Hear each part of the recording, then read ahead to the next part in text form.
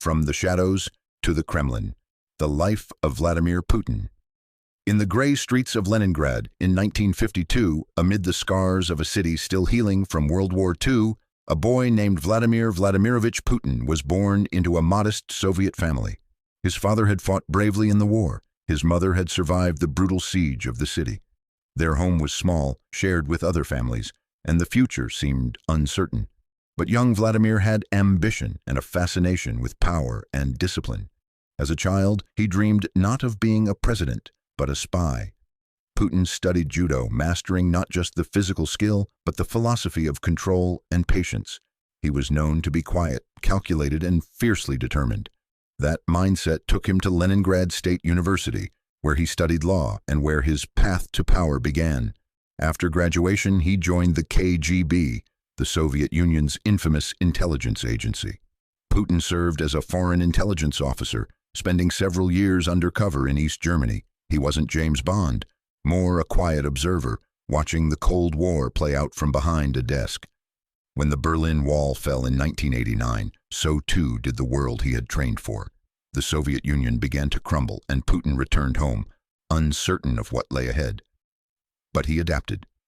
In post-Soviet chaos, he became an aide to the liberal mayor of St. Petersburg, showing a talent for loyalty and behind-the-scenes influence. By 1996, he moved to Moscow, joining the administration of President Boris Yeltsin. Though soft-spoken and largely unknown to the public, he moved quickly through the ranks. Then came the turning point. On December 31, 1999, a tired and ailing Yeltsin shocked the world by resigning, naming Putin, his loyal and discreet protégé, as acting president of Russia. Almost overnight, the ex-spy became the face of a nation in transition. Putin won the presidential election in 2000 and again in 2004. He promised strength, order, and national pride. Under his rule, Russia grew economically, but critics warned of creeping authoritarianism. The media came under state control, opposition voices grew quiet, and Putin's hold on power only tightened. When term limits forced him to step aside in 2008, he didn't go far. He became prime minister while his ally, Dmitry Medvedev, briefly held the presidency. Few doubted who was really in charge. By 2012, Putin returned to the Kremlin, re-elected amid protests and accusations of vote rigging. The constitution was later changed, allowing him to potentially rule until 2036. But his leadership wasn't just about domestic control. On the global stage, Putin wanted Russia to be feared and respected.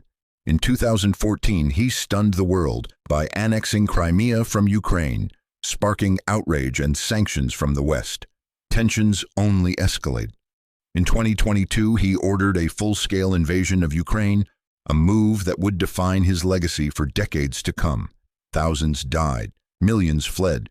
Russia became increasingly isolated, but Putin stayed defiant, framing the war as a stand against Western dominance. At home, dissent grew dangerous. Opposition leader Alexei Navalny was jailed, harassed, and eventually died under suspicious circumstances. Journalists and critics faced prison, or worse. Still, Putin remained in power, his public image carefully crafted. The shirtless horse rider, the judo master, the strongman who brought Russia back. Behind the tough exterior lies a man obsessed with history, control, and Russia's place in the world. His personal life is a mystery. His daughters live quietly, and his private affairs are kept under lock and key. But his presence looms large, not just over Russia, but over world affairs. Whether seen as a defender of Russian sovereignty or an authoritarian bent on restoring empire, Vladimir Putin's story is far from over.